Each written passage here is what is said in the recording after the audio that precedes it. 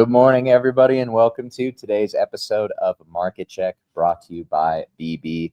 There is no second best daily YouTube live stream to talk about markets. Happy Friday, everybody. We've come into the end of maybe not the end of the work week, but certainly the end of the end of the week for stocks trading. Welcome, guys. We're gonna have a great show for you today. I'm Tommy. You guys also know me as Snorlax. I'm joined by a full cast and crew today, which again, we're gonna have a great show for you all today. We've got Tucker, Max, Prometheus, and of course, Big Louie. But yeah, happy March OPEX. Happy Friday. I'm gonna try not to sound redundant and how much I talk about OPEX, but unfortunately, I do think it has a big role in kind of what we're seeing as far as pricing goes. But really, most things trading relatively around the same prices that they were last week, that they were on Monday. I think we are priming for a big move.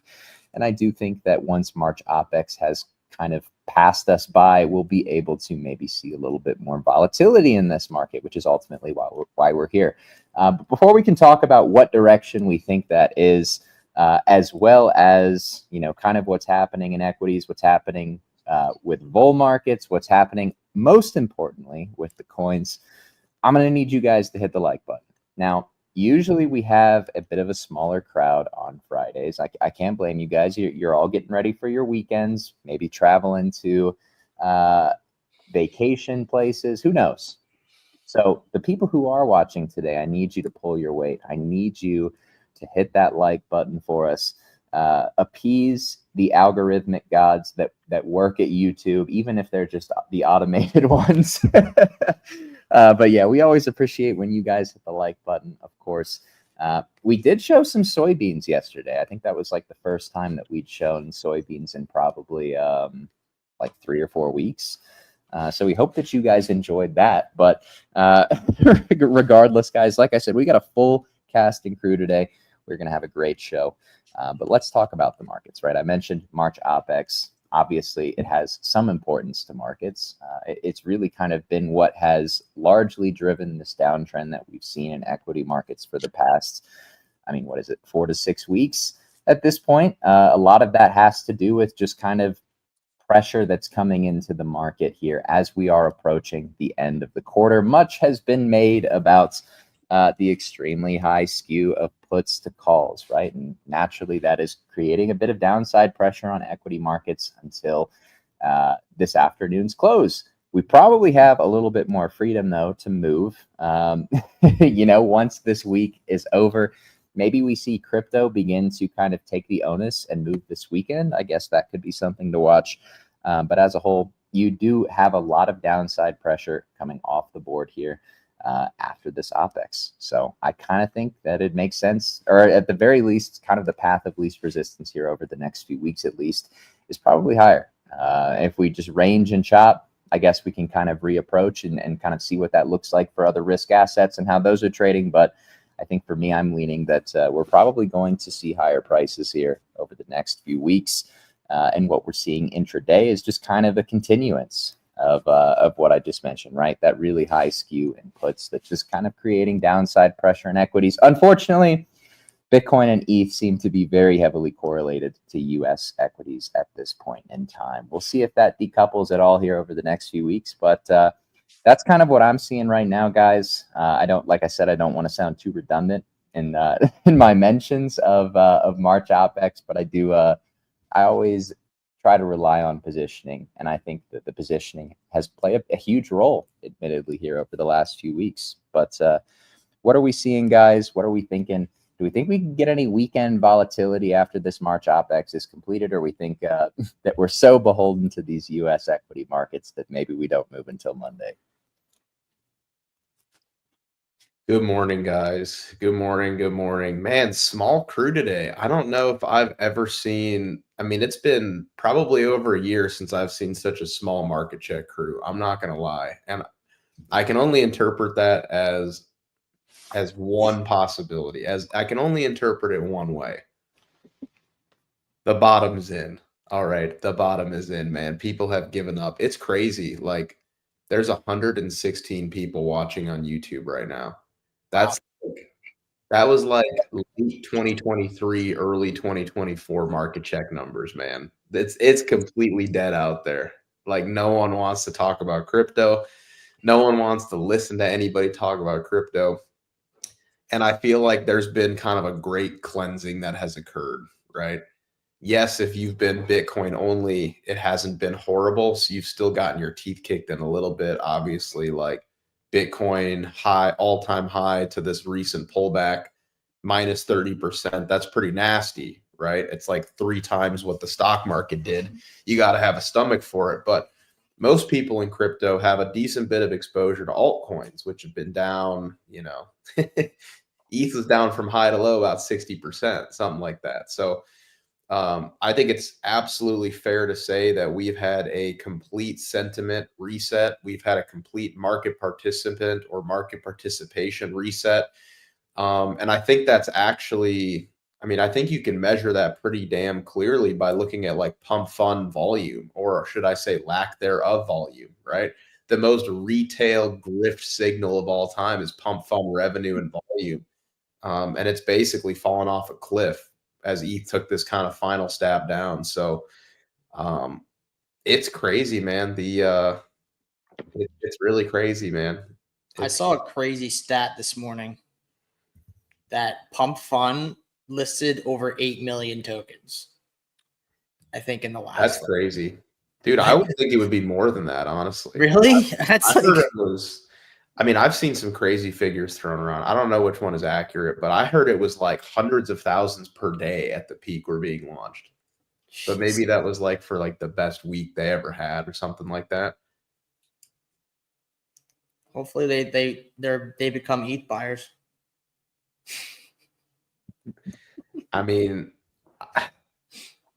We've had a complete like mid-cycle reset here, right? We've had a complete mid-cycle reset. ETH never even had like a bull market, ETH never even had a bull market. Sol had like the beginning. Sol had a bull market, right? Like good gains off of the bear market low, but it really didn't go into price discovery. It kind of peaked its toe and, it like snuck its foot in the door just a little bit, but didn't really go. We haven't seen any real like altcoin bull market at all. And I know that people will point to, certain altcoins or like genres of altcoins that did well for like a small period of time this cycle. But looking at something like Bitcoin dominance or, others dominance, right? You didn't see Bitcoin dominance have any sustained move down all cycle so far. You haven't seen others dominance have any sustained move to the upside at all. What you had was scratch off season. You had gambler season. You had people buying, every week the new hot generational wealth creator token, which everyone just got drained. But here's the thing is like, I honestly think this, like if you've been heavy in altcoins and you've been playing altcoins this cycle, and if you still have like bags left, you're doing better than most. Because I actually feel like most people just became part of the liquidity vacuum this cycle so far. They got taken advantage of. They got pump fund. They got TikTok shilled, Like if you're still holding bags that, maybe are down, right? Everything's in a correction right now. I think you're going to do just fine. Like I think if you still have capital left, you're going to do fine. But I think a lot of people got completely cleaned out, right? And they're like, oh, I'm not trading on leverage, therefore, like, I can't get liquidated. No, you can get liquidated in a different way. The over-rotation liquidation is what it is. You can rotate from bag to bag to bag to bag. Everyone goes down minus 90%, and then eventually you're kind of zeroed out, right? And I think a lot of people just couldn't stop rotating this cycle so far. But, yeah, we've had a complete cyclical reset. We have, and honestly, I think it's a really healthy thing, right? For those hitchhikers to leave, for the gamblers to leave, for people to be, disincentivized to be launching new tokens because they're just not working anymore. But yeah, anyways, I'll kind of leave it at that. But I agree with Tommy when he says, like, I think we can move up from here. I do have a couple, minor hedges in place here, ultra locally, but I'm expecting to get blown out of those, and probably over the next, I would honestly say 2 months, see higher prices across the board. So I think if you have capital left and you're bidding these levels, I think it's going to age pretty well, personally. Yeah, just really don't want to see USDT dominance go a whole lot higher. I think it looks like it's going to get stuffed there, Tucker. Needs to. Yeah, I think maybe you could get this, but you are printing, lower lows and, lower highs in that structure right there. yeah.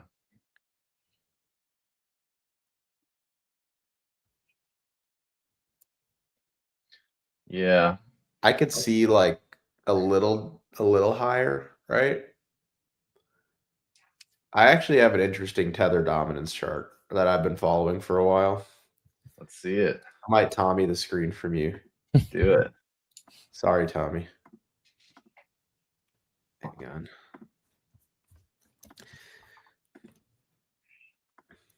Hang on here.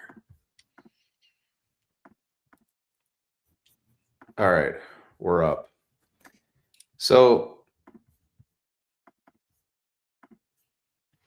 okay. So we've just been sitting here for a while, but I think the structure looks honestly constructive, right? Like I think it looks like it could be pretty bullish.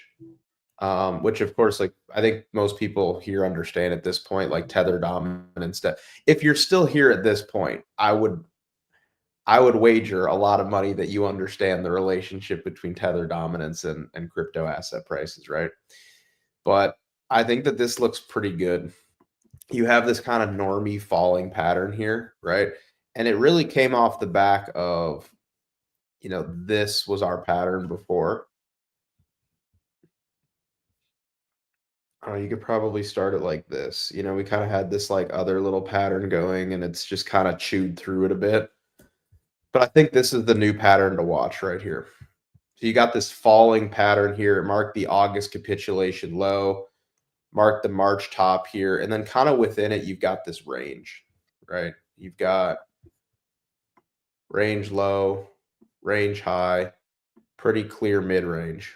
So pretty clean range within this pattern here. What of course we want to avoid is like moving back up to the range high. We want to avoid that at all costs.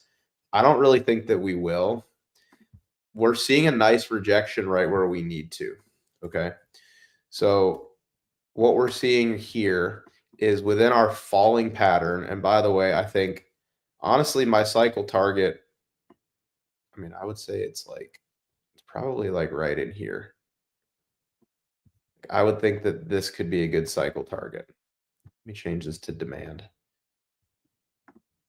Because I still think we're like early cycle guys. I do. Like a lot of people are thinking the cycle's like over. Like, did you take profits this cycle? Like that's like the hot question.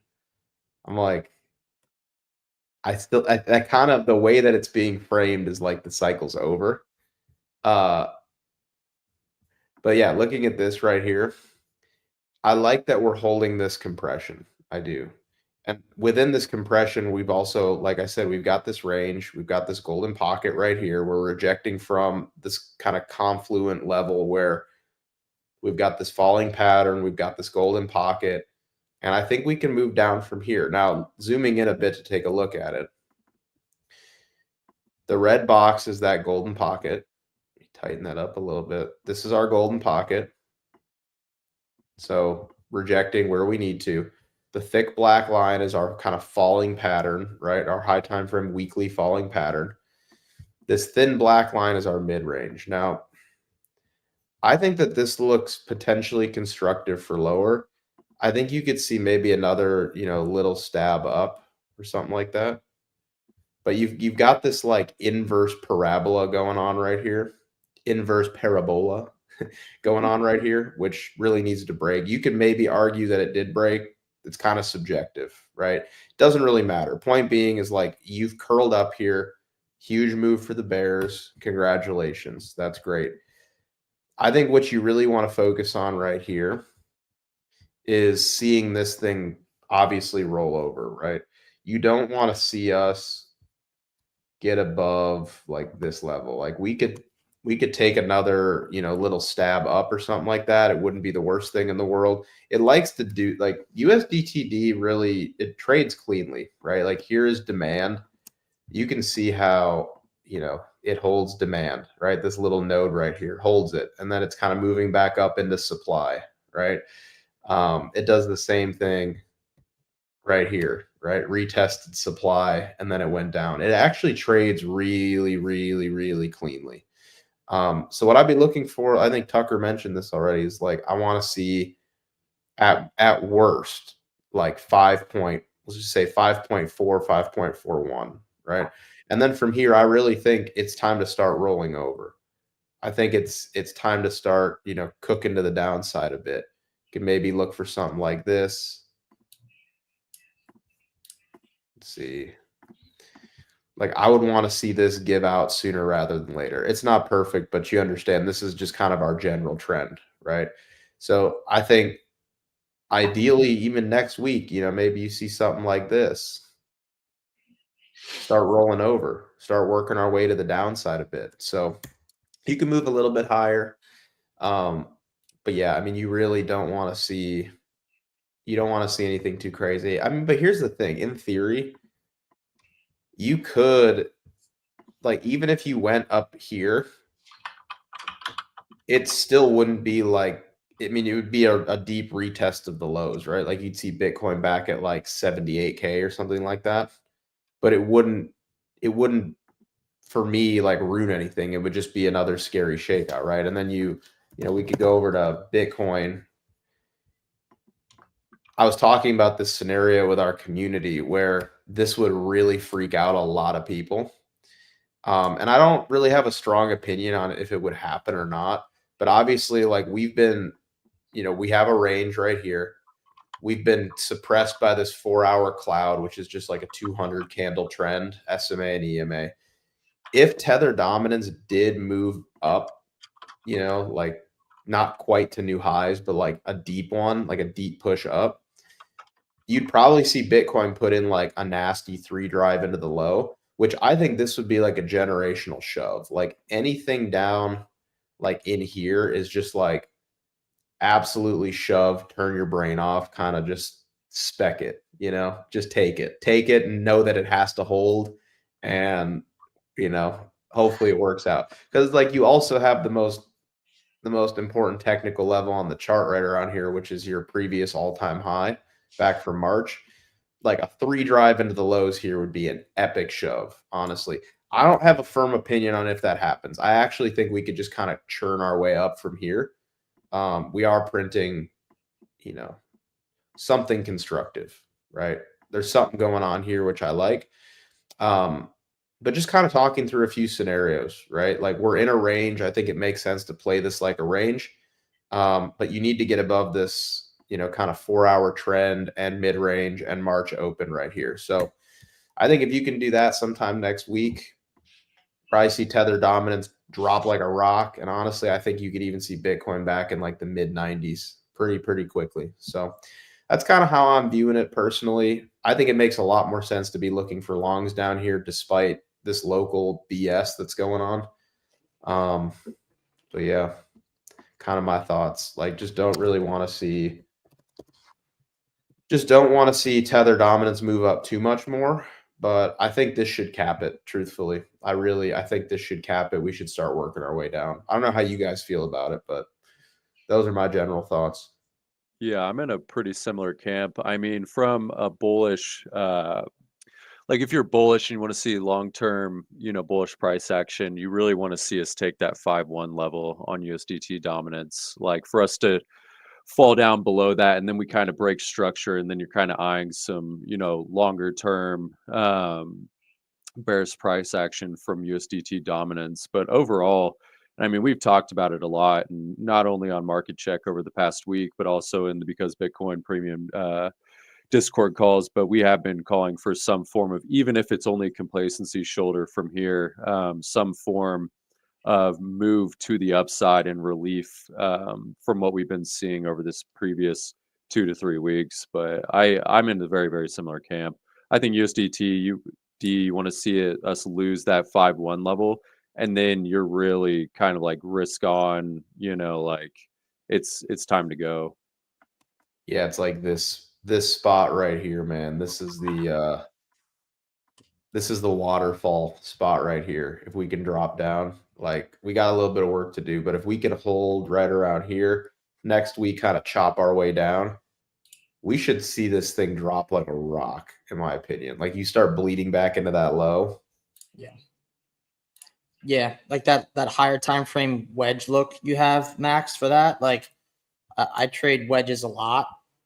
And this to me is screaming like the fake breakout of the wedge before like the final drop to the lows. Like you usually get 1, 2, 3 taps that look like they're gonna break out from that, like the falling consolidation. And like the one you're at now looks like this has like one more big drop, probably to that green zone. Maybe And that's not our that our negative 618 there. Yeah. Too, really. Yeah. So this is like just kind of just going off a feel here, right? Just like from trading wedges a lot.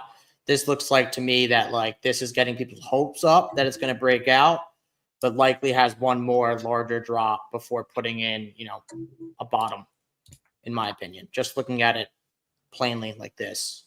That's just kind of the feel I get when you draw it like this. But that swing fail needs to remain the swing fail. Like that stab above that little red pocket you have there needs to remain the high, in my opinion, and we're okay.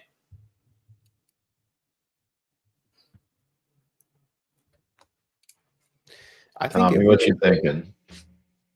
No, I mean, I think it's a natural spot for us to be bouncing. I think a bunch of alt USD pairs are confluent with that.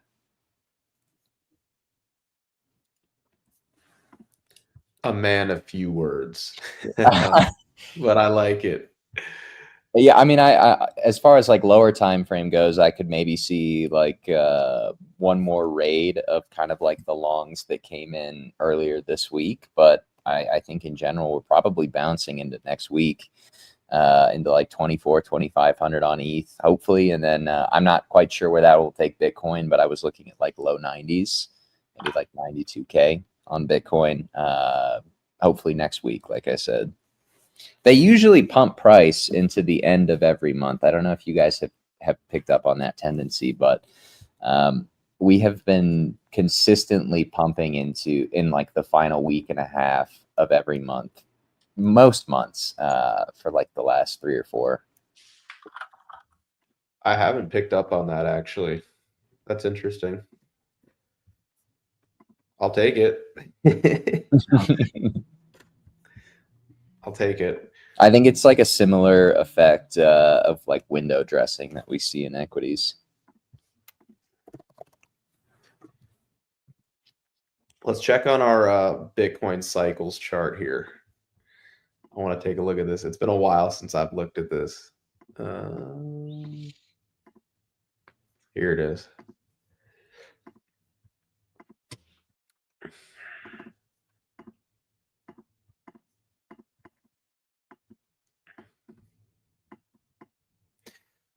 Slightly lagging, but not too bad. Slightly behind the previous 2 cycles, but it's like at the same time we were also slightly ahead over here in March, and now we're kind of slightly behind here this March. So mean reversion can happen quick from a time perspective as well. All right, I'll pass it. Someone else talk. I keep talking and then no one's saying anything. So I'm gonna just fall silent. Observing. Just I know. observing. No. I'm gonna be done. You're Someone else. I got something I'm looking at. I could pull up.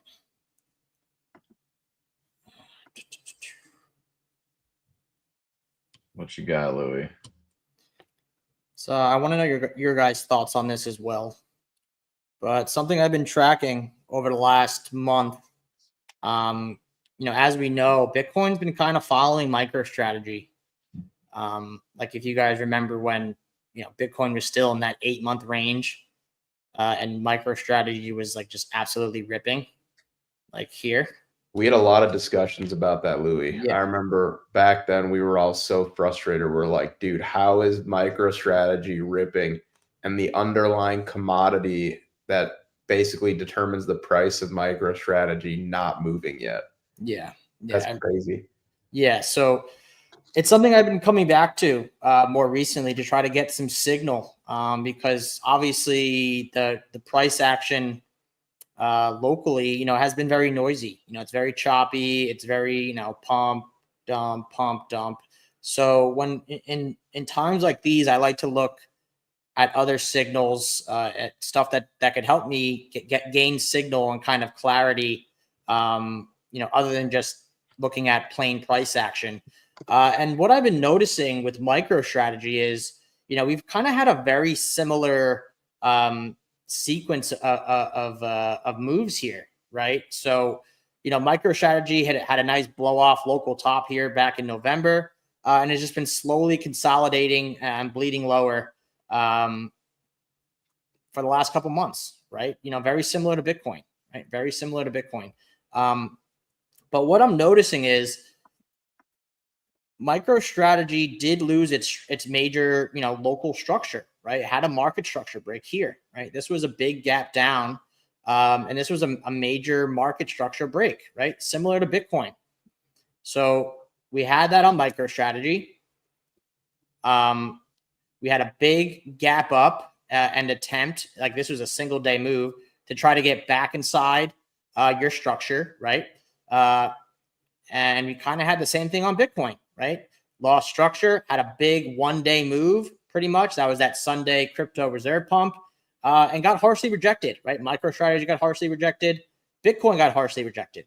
And both revisited the same low, right?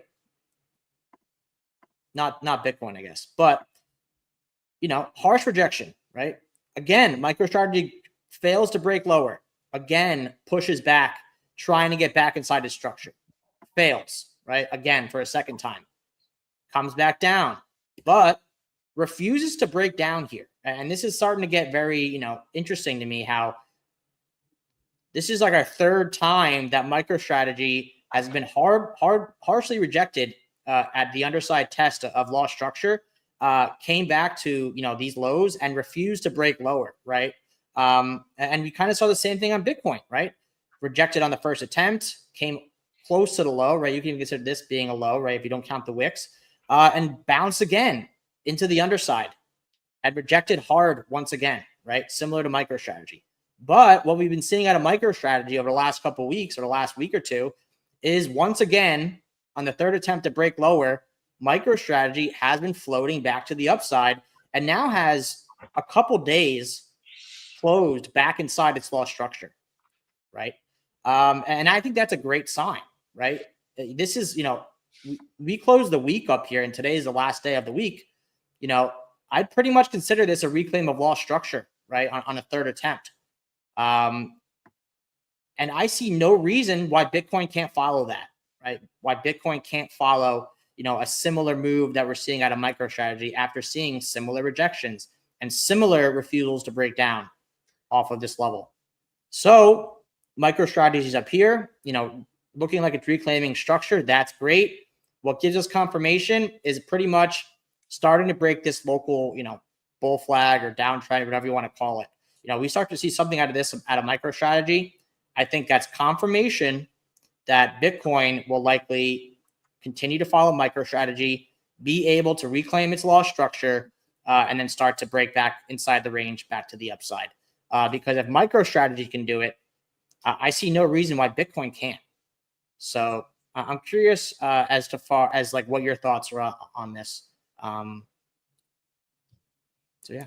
I think that makes a lot of sense, man. I mean, it's what we've been seeing all cycle is MSTR has been leading Bitcoin by up to a few weeks, but usually it's a little bit more reflexive and quick than that. But yeah, I mean, MicroStrategy looks a little bit better than Bitcoin here, no question about it. And maybe that has to do with like the I don't know. I mean, look, Bitcoin's chart had that Sunday Trump pump when he announced the digital asset reserve. MSTR obviously wasn't trading on the weekend, so maybe, if it had happened on Monday, things could look differently. But I mean, the logic behind what you're showing makes perfect sense. Just because it's and like if you scroll back on your chart a little bit for both, if you look at that August range, or from August low through when it broke out, you can see, I remember sitting here on Market Check with all you guys looking at that being like, this is complete bullshit that Bitcoin is not breaking out and MSTR is ripping. Like, Bitcoin was lagging MicroStrategy by like 2 or 3 weeks. And then of course it finally caught up. But yeah, I mean, look at that. Look at that. It was. Yeah. When we actually really started pushing on MicroStrategy, we were just about, a couple weeks behind. Yeah. So, and again, another thing to note is that this looks like it's front running its major structure here, right? Because I guarantee you a lot of people are waiting for this to be tested on MicroStrategy, but we're kind of refusing to break down to here, as of yet, right? 3 attempts, at least on the lower time frames. And it's kind of the same look for Bitcoin, right? A lot of people calling for this lower structure on Bitcoin to be tagged, right? But we're seeing that MicroStrategy front ran it, right? And historically, Bitcoin is known to front ran these major structures as well. So that's another kind of similarity I'm seeing. And these charts are very similar, and we've seen Bitcoin follow in the past. So I think it's a great signal if MicroStrategy can close up here, closing the week. So I have a close eye on crypto stocks today to kind of see where they close. But again, if we close the weekly up here on MicroStrategy, I see no reason why this isn't reclaimed structure. We failed multiple times, but continued to push higher. We're back inside now, and all we need is the break, right? All we need is the break, and this is just one massive bull flag before continuation. So I think we have more to go on MicroStrategy. Right? I think we have a lot more to go. So, this could just be one consolidation before another leg higher. And I believe the same for Bitcoin as well, right? I believe the same for Bitcoin as well. So I just thought that was interesting. I mean, nothing's like super actionable, but I think it will give, signal and be foreshadowing what we could see out of Bitcoin if we continue to see MicroStrategy pushing up. Dude, everyone keeps commenting on my hair. I think it's the light behind me, guys. I think this is the hair, guys. It's normal. I think the sun behind me is like, I don't think it's changed. I think it's the same. It's definitely, I'm losing some of it from all this ETH beta, but I don't think it's as bad as you guys think it is. It's the crypto tax. It is a crypto tax, man. It's definitely seen thicker days. Let's put it that way. But yeah, Louis, how do you think like coin looks? I think you posted something in our Discord yesterday about it. Yeah. So I mean, this is super low time frame. So let me start higher time frame first, and then we'll drop down. So coin definitely has some work to do, right? Even if you look at it on the weekly.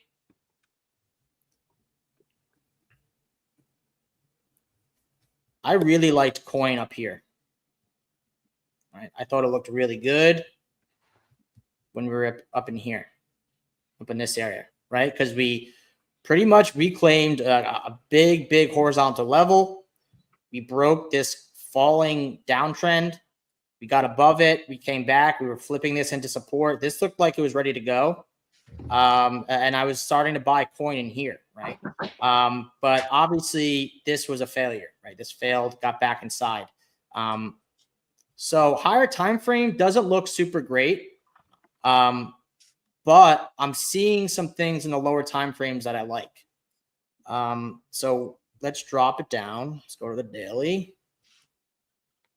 So this was a major gap fill that I was looking for once we started breaking lower, which was this right here, right? And gaps do tend to act as support and resistance in price action, in charting. So we are below it right now, right? We are below it. But, similar to MicroStrategy, we still are at a key level, right, where we came back to this low.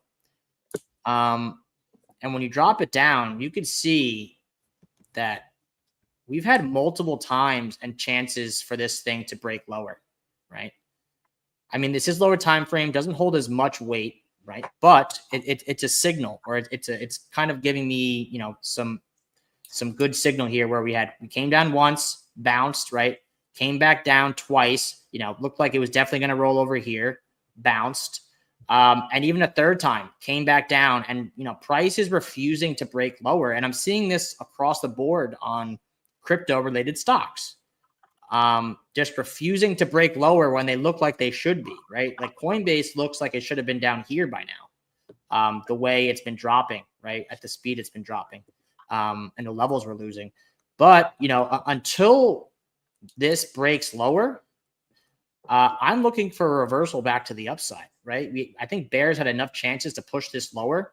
And really what gives you confirmation is if we break this local neckline here. You start pushing up here and you start breaking this little structure. I think we could see a nice pop back to the upside at a minimum, right? And what's here, this white box is your not order block, it's your gap, right? And so if we do see a big pop, right, we got a nice mini gap here, right? That's a local target I'd be eyeing. But what's important is if we do see a pop like this, if we could hold on to the gains, right? Sure, we could see pullback, but if we hold on to the gains and recapture this gap, I think it's a great spot where we could start to see price pivot, start recapturing key areas, and start heading back to the upside. So again, has a lot of work to do, but we start stair-stepping this gap back to the upside. And we start flipping these major resistances above us, start getting back above this massive falling downtrend, push off that, get back above the massive horizontal. There is not much stopping this stock from heading back into price discovery. This is a stock that hasn't even gotten back to its IPO price of 2021, right? And many remember when Coinbase IPO'd back here, this is what pretty much marked the first top on Bitcoin, was this IPO. So seeing that coin is still trading, in kind of this, still trying to climb out of its bear market territory, still well below its 2021 IPO price listing, tells me that we have a lot more to go as far as crypto is concerned, right? If we were in fact were in a crypto bull market, in my opinion, we'd be trading above this level and be trading up into this area, right? So if Coinbase was up here, right, and we were seeing the action we were seeing out of altcoins, I would say, you know what, that probably was the bull run, right? Alts have topped, ETH is topped, and we're likely going to head into at least a shorter term, bear market or reaccumulation. But the fact that I'm looking at Coinbase and it still hasn't even climbed, back to a old IPO price, tells me that I think we have a lot more room to run. And I would like to start seeing Coinbase, start to continue this climb, start recapturing these levels, flipping these resistances into support. And again, once you start flipping 275, there's not much stopping you from starting a, price discovery run for Coinbase. So I'm a bull on coin, right? I think we're in the general area. If it's not here, we'll probably see, a big bounce if we come into this level. So whether it's here or here, I think we're in the general area where we should be looking for a low on coin and start to look for a reversal, right? And I think if it does start to climb back up, I think that's a great sign. Louis, do you see any, like with MicroStrategy, you identified like a bit of a lead time? Is there any signal that you found with coin or any other crypto related stocks I that can either haven't lead or lag, or is it really just kind of MSTR? I haven't really looked into it for this stock, but let's see. I mean, where did this start to drop? This started to drop in December. Let's just pull up. Maybe we can pull up ETH down below. Because I think I've heard Wabi say that ETH kind of follows Coinbase. And that's not something I've back tested or looked into. So let's look at it. I'm not going to go into changing the candles. It's going to take too long. But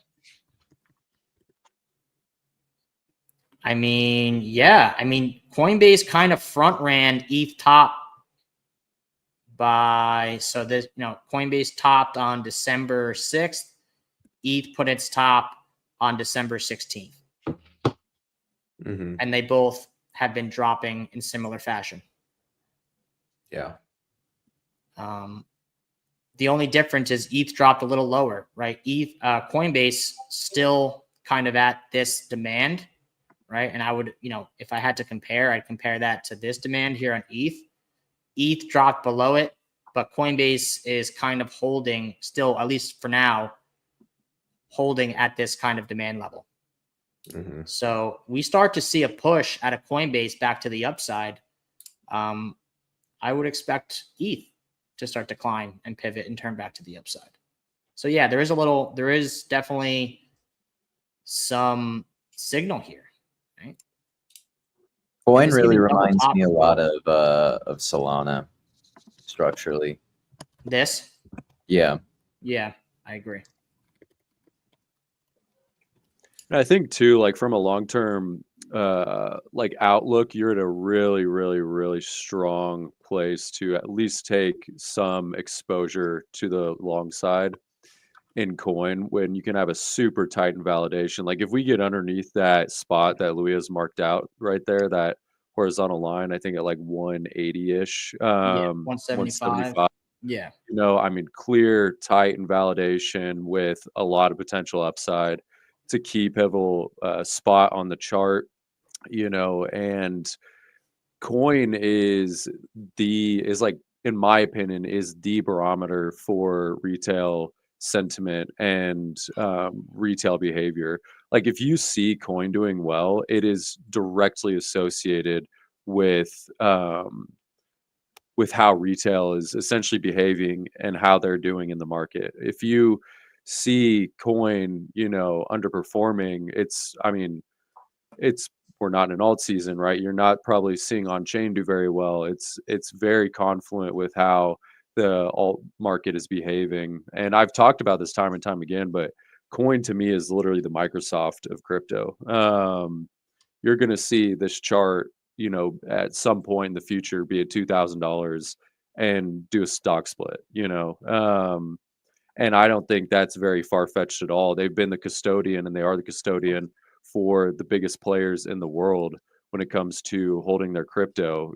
They are clearly given the upper hand by regulatory bodies, and the United States government is probably in cahoots with Coin, and Coin is in cahoots with them, to where they provide information to the government whenever the government comes a knocking. And so it kind of allows them to position for the most adoption in regards to a centralized exchange in the United States. And it's been very, very apparent. So I think coin here is probably a no-brainer. You have very tight invalidation with a lot of potential upside. You're coming into really, really strong support, really tight invalidation, and it's very, at minimum, it's an easy little punt to the long side, in my opinion. So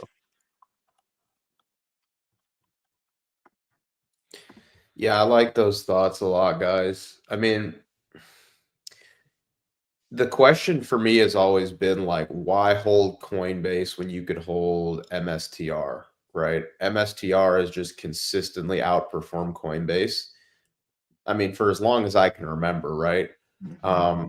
You get direct exposure to the underlying commodity or assets that you're trading, where with coin, they're really just like they don't have a treasury. I mean, I'm sure they own some crypto. They do own some crypto, but it's not like MSTR, right? I'd rather just buy, like, if you charted Coinbase against Bitcoin, like, how does that chart look? You know, like, how does that pair look? I don't even know if I've ever charted it, but I'm pretty sure Bitcoin is kicking its ass, honestly. And I'm really kind of curious to see what happens, like when we get an alt season, how the MSTR coin chart behaves. Dude, that thing is not good. Sorry to cut you off, but No, like you're that's good. what I mean. Where I'm like, you chart MSTR against Bitcoin, you've got something. You chart Coinbase against Bitcoin, it's like, why do I want to invest on like the fee skimming structure around brokering the sale? Okay, dude, what is this guy doing? This guy is just spamming the comments. Yeah, Oh my goodness. Get him out of here. Oh my goodness. So how I look at it is I think MicroStrategy is your, your stock to gauge Bitcoin. I think Coinbase is more of a stock to gauge ETH and altcoins, and the sentiment there, right? Because ETH and altcoins have performed way worse than Bitcoin has, right? But I think we're coming to a point where if this is a mid-cycle correction for Bitcoin, and ETH and alts have taken, their beating and are at or near where they're going to bottom. Coming out of this, I think ETH and alts are going to take the dominance from Bitcoin, right? That's kind of historically when you see it. You kind of see it when Bitcoin comes out of its first, major mid-cycle correction. So that's kind of what I'm using Coin for. And that's why I'm using both, right? I'm using MicroStrategy to kind of track and gauge what Bitcoin's going to do. And I think using Coin is more or less a tool to kind of gauge altcoins and what they're going to do. So that's kind of how I'm looking at it. And that's kind of why I have exposure to both. Well, I don't have exposure to MicroStrategy, I'm sorry. But yeah, that's kind of how I'm looking at it. And if that does happen and ETH and alts start to take dominance once we do rally from these levels, I think we start to see Coin outperform MicroStrategy a little bit as well. Mm-hmm. But I mean, this doesn't look great, right? But we're coming into the lows. Start MSTR over Coin, Louis. Yeah, I'm really curious to see how that pair behaves, especially in an alt season, because from what we've seen for this entire cycle has been a strong institutional bid. And because of that, Bitcoin has been able to outperform all altcoins greatly. And so just like what we saw with, ETH BTC, for instance, when you get alt season, some of these, for instance, ETH BTC, when you get alt season, that chart mean reverts extremely quickly. And so this chart has been just a meat grinder to the upside. And it's like, okay, if we do get an alt season and you start to see behavior like we had last cycle where people flood into, your aunts and your uncles, etc., people that aren't really crypto savvy, and aren't really in the ecosystem all the time, start to flood into Coin. Do you see a chart like this just drop like a rock and then Coin have its kind of quote unquote catch up trade? It's just interesting in the behavior of the space right now. And you see Bitcoin beta and dominate across the sector. You just haven't seen anything that's altcoin related really have the potential to have a long sustained leg up, and it's been very sporadic, and it's been the altcoin pumps have been very short. You've had end of 23, you've had the beginning of 24, end of 24, and these times usually last often no more than 45 to 60 days at most. So kind of curious to how these charts, these Bitcoin derivative charts are going to behave, and these pairs are going to behave. That's a big old bear div there, Louis. Yeah, it looks like it's probably getting close to a top. Right? Weekly bear div. I mean, daily do we looking want bear that to divvy. come down? I think it's fine because, again, that would just more or less probably represent ETH and altcoins taking dominance from Bitcoin, right? And when that happens, Bitcoin still goes up. Right? Bitcoin can still be going up. Put others up there too. Like below here. Yeah, put others below. Either way, actually, it doesn't matter. Excluding top 10? Yeah. Oh, shit. Whoopsies. Hold on. No, just hit plus. Hit the ad. I got to do new paint. Yeah, Right. there you go. Yeah. All right. Yeah, I'll get rid of that. Okay. Yeah, so kind of doing the opposite. Right? Kind of doing the opposite. So it's looking like kind of what I've been saying. This is kind of the visualization of that, right? Bitcoin dominance, right? Or MicroStrategy dominance over coin coming into, the upper end extreme, while altcoins or coin stock coming into the lower end, right? Look at when others pumped in November. Obviously, we had Trump win, whatever, but it was after MicroStrategy over coin went up a lot, kind of blew off, and then others ripped. Yeah, so it looks like others really started ripping once this topped. Yes. So like you didn't really get the meat of the move until after this top. You started coming down, trading sideways. That's when you got the big move out of others. So Yep. Mm-hmm. kind of makes sense now. Kind of makes sense. And I'm not so it looks crazy. like it's trying to top right now. Yeah. That's kind of how I'm looking at this. Bitcoin dominance as well. I think we're getting close to a top. I think so too. And I mean, if you guys just saw, I think it was Fed, they have a model that shows recessionary expectations, and the latest print on it just came out and it fell and plummeted like a rock.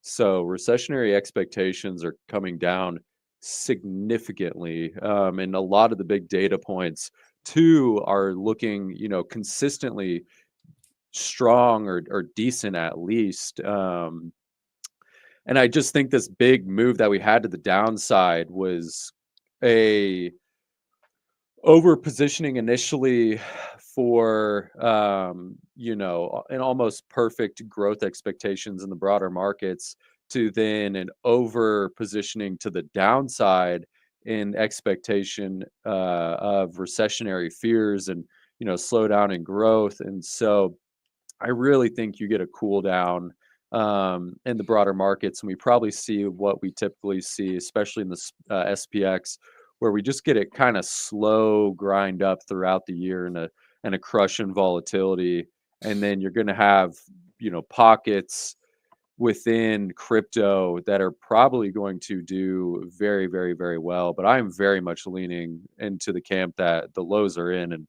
and the move in which we just saw was the move to the downside, and any further price action from our perspective is better to the upside. So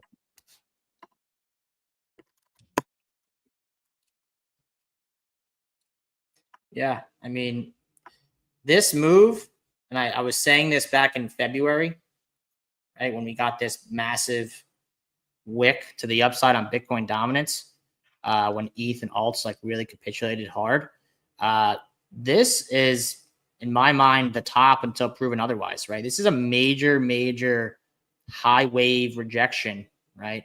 Blow off top while also running a key high, right? So you have the key high run, you have the major rejection, and you're kind of just floating around here. And what I'm really waiting for as far as confirmation is getting back below this high, right? If price gets price acceptance back below this high after running it, this likely is just a massive deviation. This was your blow off top. You get back inside. And if you do, I think we're coming below 60% at a minimum, right? And you also have kind of these bear divs forming, right? Last time we kind of formed a similar bear div on Bitcoin dominance. We saw a big drop, right? And we're seeing something again play out here. So everything I'm looking at right now, as long as this wick is not like broken through, it could do anything it wants in here, right? But as long as it doesn't break this high, this wick high, and gets, likely we're coming back below and we're going to start a downtrend, however that looks, at least locally, right? At least locally. It really seems like that was a blow off, man. If that wasn't a blow off, I don't really know what is. But at the same time, like if you look at this chart on like let's just say the monthly, even ultra high time frame,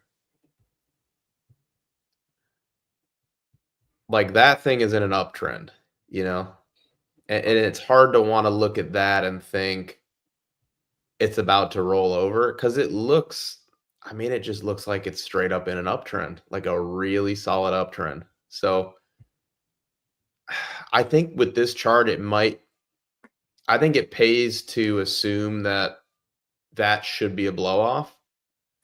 But I also think it pays to be a little patient. Like, you're going to know when this thing is downtrending. Yeah.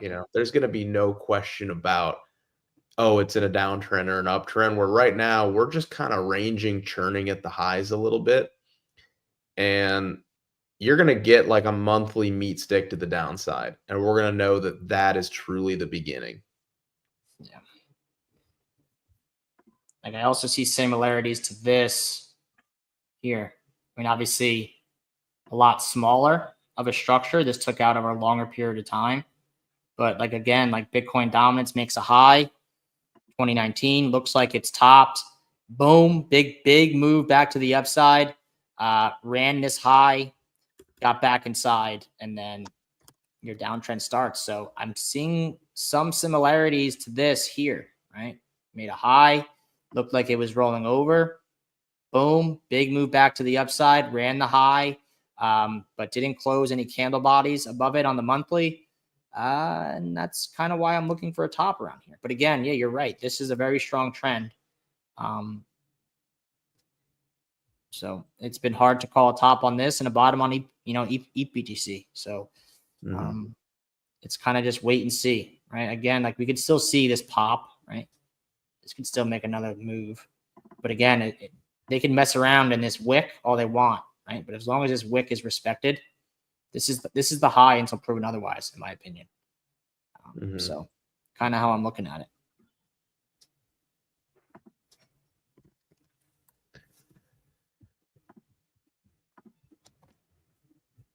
Yeah. Did we lose Tommy? I think we lost Tommy. Yeah, he had to go. Okay. Got to go get an X-ray. Yeah. Yeah. I mean, look, it's a Friday. We're probably not going to see too much today. I'm really just kind of focused on this local structure that you have drawn here, Louis. I think it's possible, but here's the thing. We have seen so many CME gaps recently, way more than we used to. Like, who's ever the new puppet master of this market love to cause us some stress on the weekends, right? For better or for worse. So I don't know. I mean, I guess I could see them try to take a little dive down here, maybe even just to like 82, which wouldn't be even that crazy. But yeah, I mean, I think holding this structure here. All right, let's do a little experiment. Can you just stay on the 3 hour? Would you do me a favor, and would you go back to the FTX capitulation low? Because I want to take a look at it. Did something kind of similar with just how it bottomed. Yeah, sorry, we're gonna get a little workout here for your hands. But yeah, zoom in on that. See how we like came back, swept the low after a horrible drop. See that initial sweep? That one, yeah. Like, it's possible we just did that and we're kind of in like the chopping region. Yeah, this. Yeah, like something around somewhere in there, right? Where you take out the low, everybody kind of thinks you're going to keep nuking. You don't keep nuking. It's possible, right? Like it's possible that low is in. And it's just now we're in that time-based capitulation component where we need to let this thing just kind of churn its way back up, chew through a little bit of supply locally. That's kind of what I think is like. I don't really see a huge breakdown coming. Bitcoin pulled back 30%. I think it's just going to take a little bit more time, right? And it might not be that long. It could be a week. It could be 2 weeks. Like, I don't think it's going to take forever, but it's just going to take a little bit of time, which is okay. Or something like this, like I was sharing this in the Discord yesterday. This is like when we made, everyone remembers this if you were here last year. But climbing out of this, like, it's not fun, like you're looking at this and you're like, oh, price is going up. Like, everyone was probably bullish. Like, not really, because every time you make a pump off the low or you make a nice move, when it comes to, carving out a bottom, you get a big move, boom, like big sell-off, right? Big sell-off. You get a big move, boom, big sell-off. You finally get another move, boom, big sell-off, right? Boom, boom, boom, and then finally, sellers run out of supply and then price is able to fly, right? I like that. Mm-hmm. Sounds good. But this is what bottom formation looks like, right? If you don't V-recover, which are the super rare cases, this is what churning through supply and putting in a bottom looks like. You're going to get a lot of moves up and you're going to get a lot of big sell-offs. And over time, what matters most is that you're drifting higher, right? Making higher lows and not coming back down to the low, right? And this isn't fun, right? This is like even yesterday, right? Like FOMC, we had a great day of price action. And then you saw a sell-off, yesterday, the following day. And people were getting we're like, oh, fuck, we're bearish again. Like, no, that's not really true, right? Like, because if we are carving a bottom, which I think we are, that's what you're going to see. You're going to see moves up, moves down, right? Moves up, down. And you're going to, over time, you're just going to gradually continue to grind higher until people run out of shit to sell, right? And then you see what happens. You see what happens once they run out of supply. Boom. So this is what bottoms look like. They're not fun, and they're going to test your conviction over and over again as you kind of climb this wall of worry.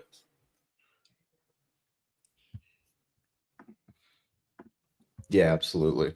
Yeah, and I remember coming out of that from a sentiment perspective. I mean, in my case, I was very convicted that the lows had been set. It was a textbook accumulation model, and it was a glorious, glorious climb out of that. And if you guys remember too, what was occurring in, alts specifically, right? The on-chain had been basically dead. And everybody's expecting a retest of the ETF announcement highs at that point. But once you really, when you come back and you fill in all the liquidity that is left from the big leg up, and you then are really looking for, okay, like, how is price now behaving once we get that? We started, as you can see on Louis' chart, started setting these higher lows and higher highs. Then you really start to kind of get like, okay, we are now leaning towards, our next leg up, which I think where we're currently at, and we're currently in potentially the process of doing. I think that you have seen the downside, and now it's what you're going to start to see is that slow grind up again.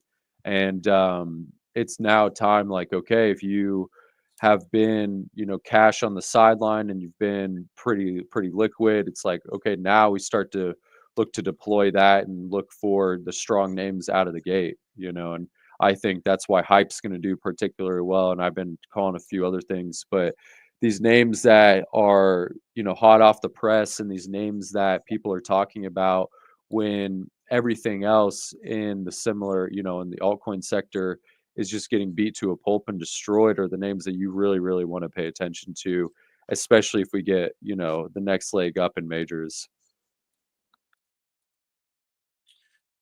Prometheus, You guys what? have a good rainbow chart by chance? What is a rainbow chart? No, I don't have that. The logarithmic regression bands. Oh, dude, I think all those models, all the public ones I've seen have kind of failed, unfortunately. There might be a new one out there, but I kind of want to. Trying to find a good one. Shit, here we go again. You know what I mean? yeah.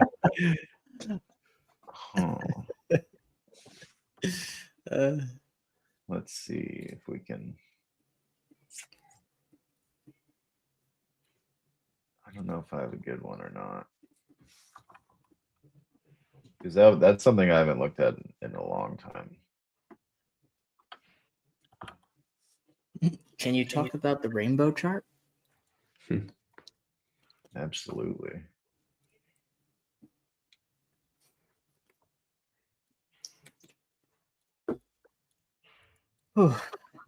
Let's see. Hang on. I'm getting there.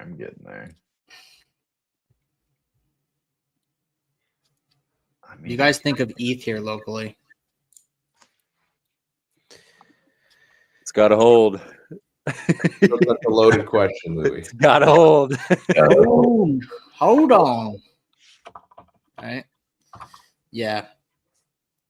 I wouldn't want to see too much of this FOMC pump kind of given back. Here is fine, right? Right now, it's kind of like we pretty much were ranging sideways for 10 days. Broke out, retraced a lot of this move. A lot of this came after FOMC. Makes sense that a good chunk of this gets retraced, but want to kind of see it hold in this level, flip this structure into support. And if we do, I think we can continue to climb, this wall of worry. Right? Yeah, I'm not feeling super bearish on ETH. My big issue with ETH here, one, like you're retesting support.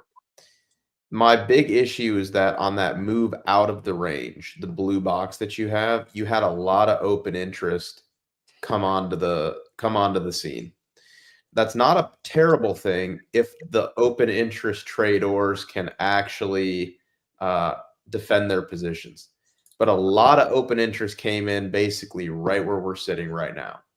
So if these longs decide that they're going to puke and close their positions now at, slightly in profit break even, you're going to see this thing pull back from here probably about 100 points. Okay. It wouldn't be the end of the world. Yeah. But this is that area that needs to be defended, like without question. So how do I feel about ETH here? I've been conditioned to not trust ETH, and I've been conditioned to not believe in the traders that are trying to push it up, right? They haven't been able to do anything for a long time. But you get to a point when, like, I've given this analogy in the past where it's like you're holding a bouncy ball and you drop it on, asphalt, and it bounces. The first bounce is the biggest. The second bounce is smaller than the first one. The third bounce is smaller than the second one, which is smaller than the first one, right? And it kind of runs out of momentum. And when I look at the ETH higher time frame chart, like maybe zoom out just a little bit, Louis, to me, it looks like this is potentially that kind of bouncy ball running out of steam area where each drop is getting, kind of slightly smaller than the last one. And eventually the bouncy ball just kind of sits on the pavement. It runs out of steam, and then it's got nowhere to go but to be picked back up and to reverse, right? So I'm looking at this through a couple different lenses. Ultra locally, which was your question, I think ETH is in a potentially vulnerable position, especially heading into the weekend where we have seen weekend over weekend horrible price action for whatever reason. Every weekend has just been awful, right? There's always red. Every weekend there's the CME gap. It's awful. But I'm also looking at this, structurally on a higher time frame going, this thing is running out of steam to the downside. It's going to turn around here and give us a big bounce soon. And that might come, honestly, as soon as next week or the week following. So I don't think it makes sense to just now get super bared up. I think that's being emotional, right? I would look at this and go, it's due for a big bounce here very, very soon. But I understand also that there was a lot of open interest added, and this is that level that needs to be defended. So we'll just kind of have to wait and see.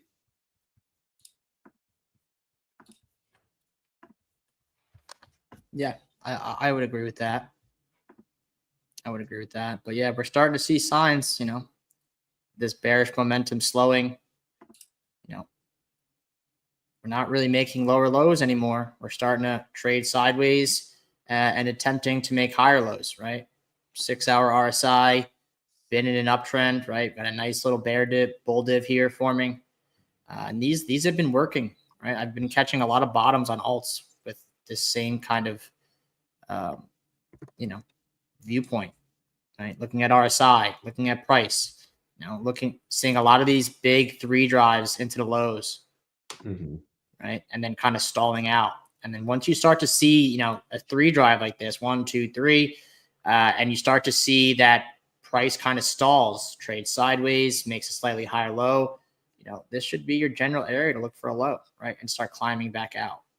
So that's kind of my main thesis. However, if we're talking super locally, like I just brought up on the 3, this fucking drawing tool. How I'm looking at it as this, right? If you could hold this structure, flip it into support, we're going to see a nice move out of ETH like soon, like today going into the weekend. But, if we do continue to trade lower into here, we likely have a little more time of reaccumulation down here or something, right? Before, seeing a bigger move. So I'm kind of betting on this holding, and I'm betting on this move happening sooner and quicker and catching people off guard. Normally how bottoms do, especially with the sentiment out there.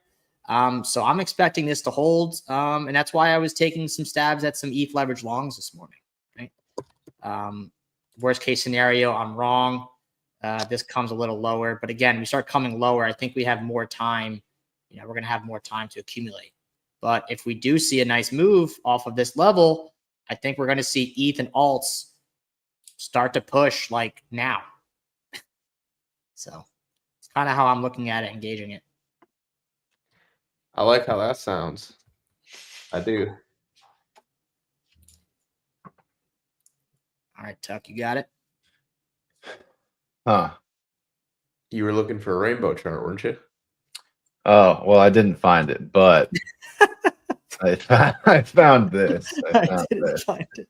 I went through probably 10 or 15 and I couldn't find a good. None of them. You have to like refit them every once in a while, and apparently nobody's refitting them. So, but this I was just looking up log regression trends, and this came up, and I'm gonna take off all this text, but I mean, this is since May of 23, right? This has just been our uptrend, and whenever you get below the log trend, it ends up being a good buy. Whenever you get above, right, it ends up being a good sell. So right now we're below, in my opinion, we probably just continue this trend. So that's really all there is to it, in my opinion. But clean uptrend,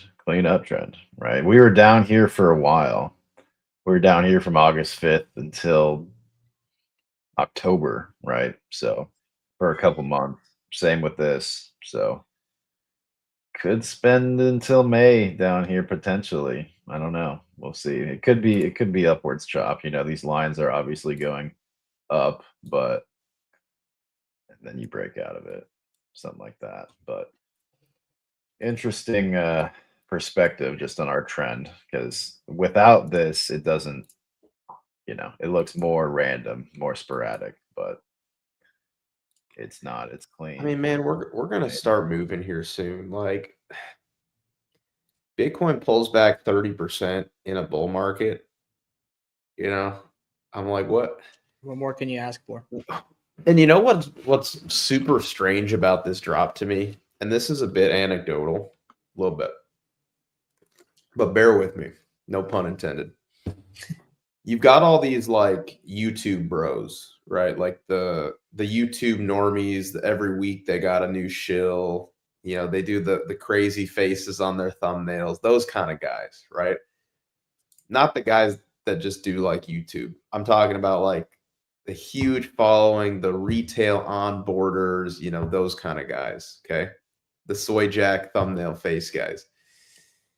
They're getting kind of bared up here, man. They're like convinced the cycle's over. They're all like fudding Bitcoin, you know, Perfect. doom posting. And I remember last cycle, all those guys, all they would say is buy the dip. Like, oh, Bitcoin is down, you know, 30% during a bull market. Like, bid Bitcoin here. Now they're like, it's just, and then you have the on-chain guys too. Like, what was his name? What is his name? I think he's the CEO of that big on-chain company. It's like maybe Crypto Quant or something like that, or what is it? Let me find him real quick. Oh, Yeah. you mean the Glassnode type Key Jung Yu or whatever. his Yeah. name is. Okay, Yeah. so he's like fudding Bitcoin here, being like the cycle's over, you know. And I'm like, man, do you remember last cycle? Like Willy Woo calling for like, you know, 300K Bitcoin, like all the on-chain guys last cycle, you know, talking about these crazy price targets. And this cycle, we've got the YouTube bros and the on-chain guys bared up to the tits right here, man. Like, just couldn't be more bearish. All of them, all of them. Yeah. And I don't know what it is, man. I just I know what it is. It's tell me. It's Larry Fink and the boys taking these guys to the cleaners. They can't handle it. They can't, like, there's a new game in town, right? That's big money institutions, with these ETFs, and they're just, things are changing, right? And they don't know how to adapt, right? And so they're just flipping bearish. I've seen that across the board. And I agree, right? Like last cycle, right? Anytime we got a dip, it was everyone rallying, CT rallying. Everyone buy the dip, right? Like yeah. We're fine. Buy the dip. No one gave a shit when we pulled back, right? I mean, sure, it was a little scary, but like there was great sentiment on pullbacks because everyone was like, just buy the dip. We're just in a pullback. We're still in a macro uptrend. This cycle, none of that. Yeah. Like when we pull back, everyone's just depressed. It's like pullbacks are opportunities. Like where did the crypto spirit go? And ultimately, it's being taken over by big money institutions screwing with people with the price action, right? And accumulating these assets.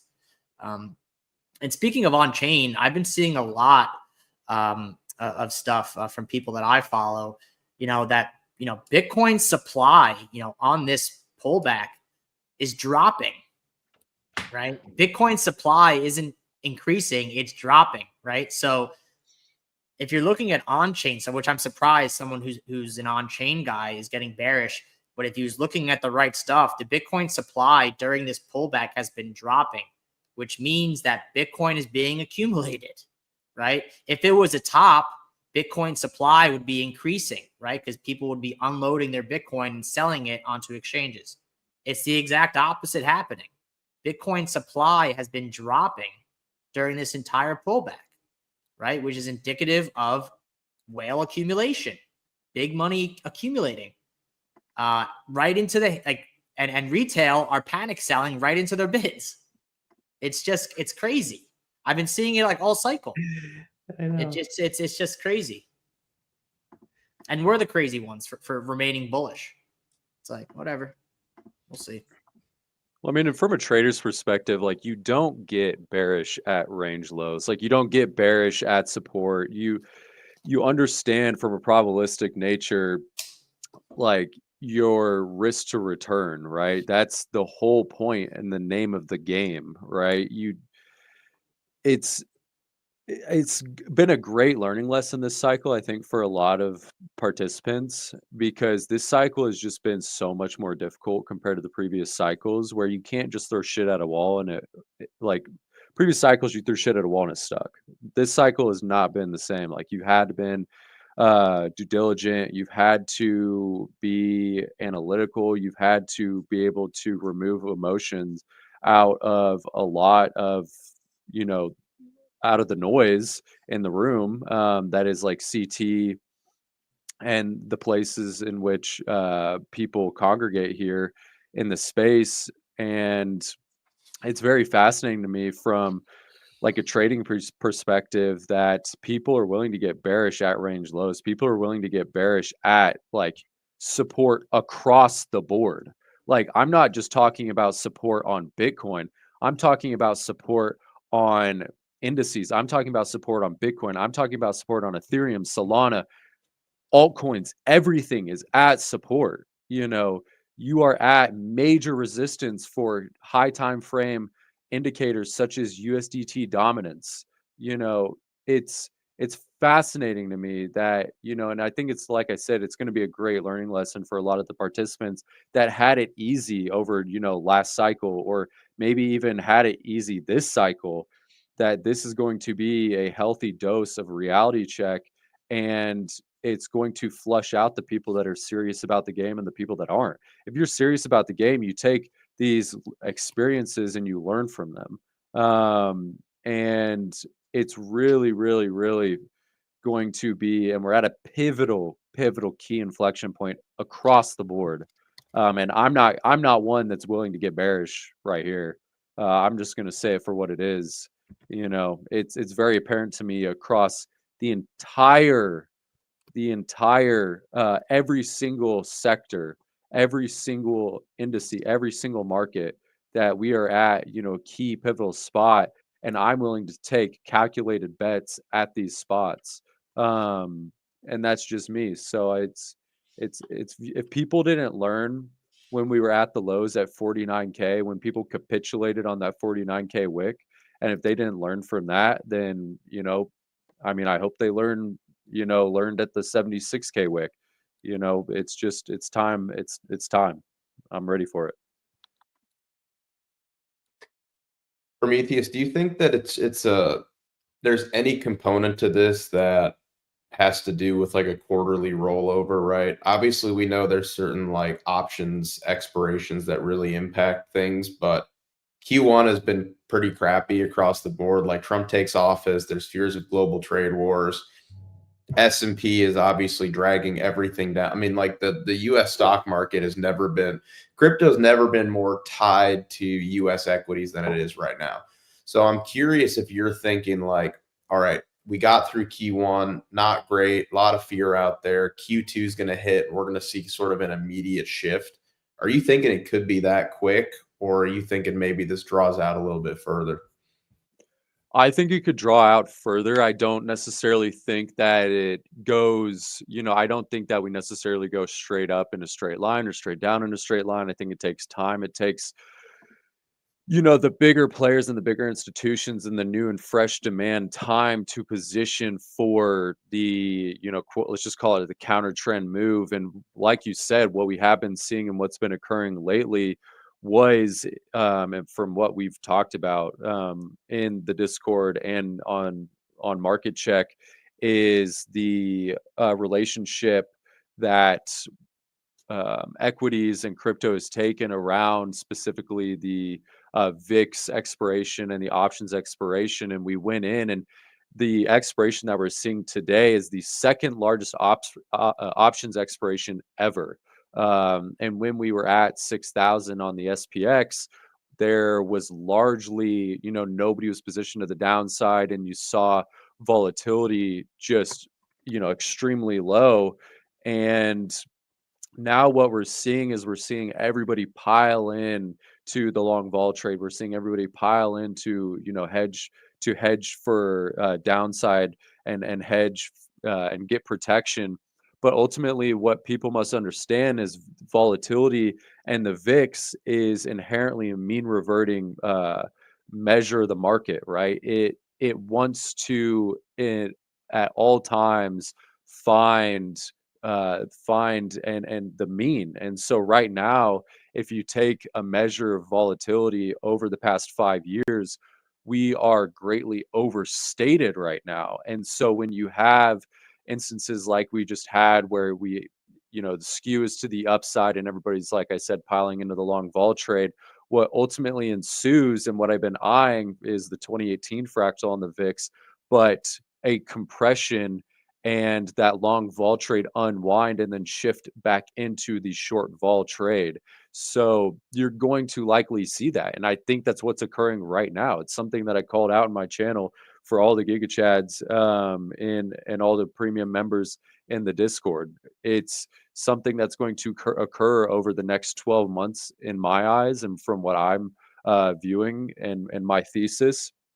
And this vol trade is not going to play out, and you're going to see people start to then liquidity and capital start to, because what we saw was a retraction of liquidity and capital over the past month to 2 months, and you're going to see that capital and liquidity start to flow back out into names that are in the IWM, into crypto, into more risk on names, because we saw a retraction.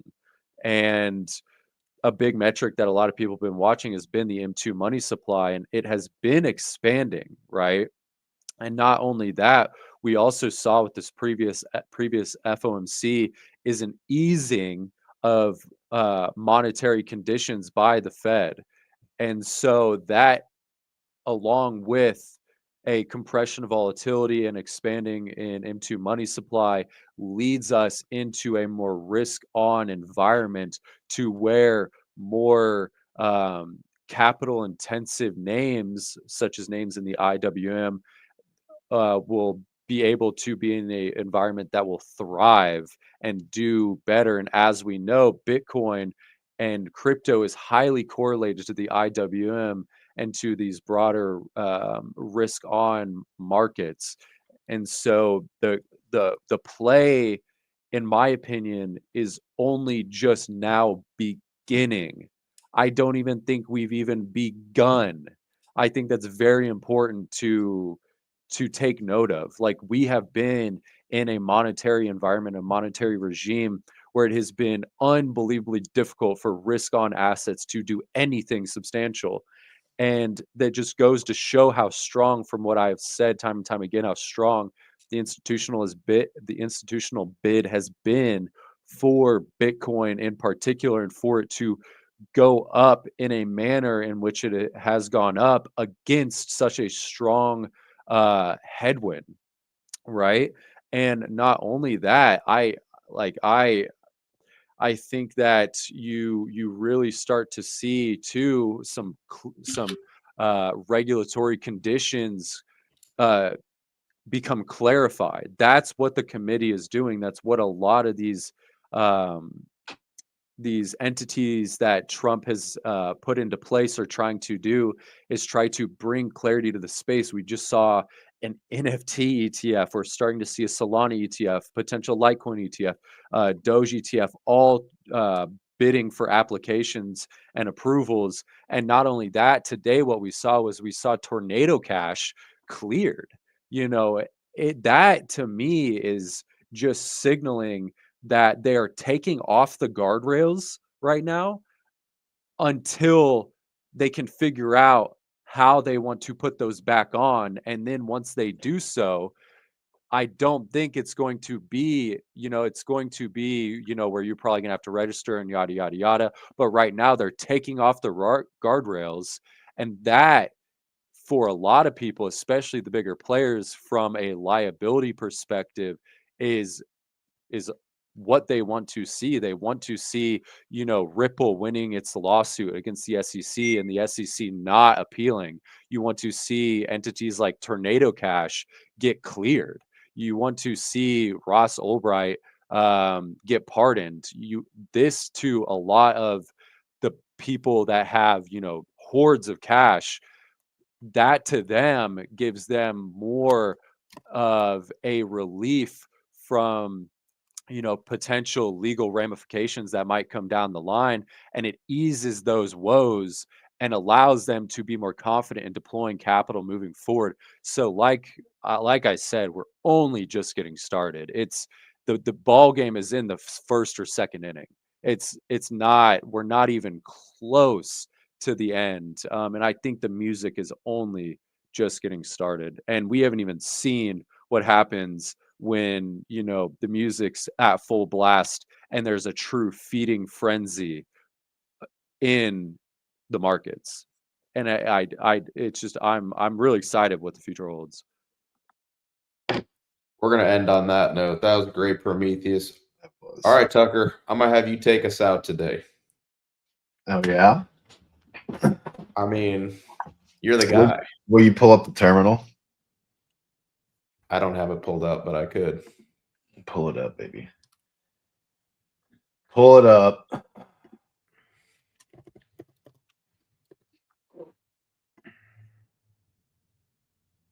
Yeah, that was fantastic, Prometheus. That was lovely. I think you're right. Prometheus ain't playing around, man. No, he's I not. appreciate it. Yeah, Man's man. locked in. Techie guy. That's true. I don't have it memorized the way Tommy does. Not even close. But all right, guys, that is it for us today. That is it. It is Friday. I want everyone to go enjoy their weekend. But as we usually do at the end of these calls, if you would like to get more involved with BB with us, links in the description below. We have the Discord, we have the Academy, and we have this beautiful terminal right here, which Max is displaying some features of.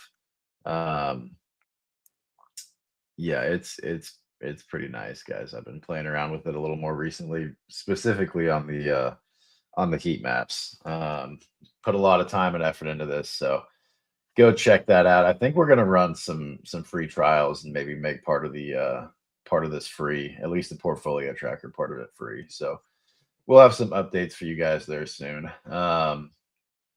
But anyways, yeah, that's it for us. We also, I guess, if you, as Tommy, I don't remember how he transitions into this, but we do have an SEC registered hedge fund. If you don't want to trade your own capital, we have the ability to do that. Again, links in the description below. But yeah, guys, that's about as much of the outro as I remember. So I'm sure everyone's missing Tommy. But anyways, that's it for us. It's Friday. Enjoy the weekend. It's not very nice here, unfortunately, but I hope it is nice wherever you guys are. So anyways, that's it. And we will see you guys on Monday.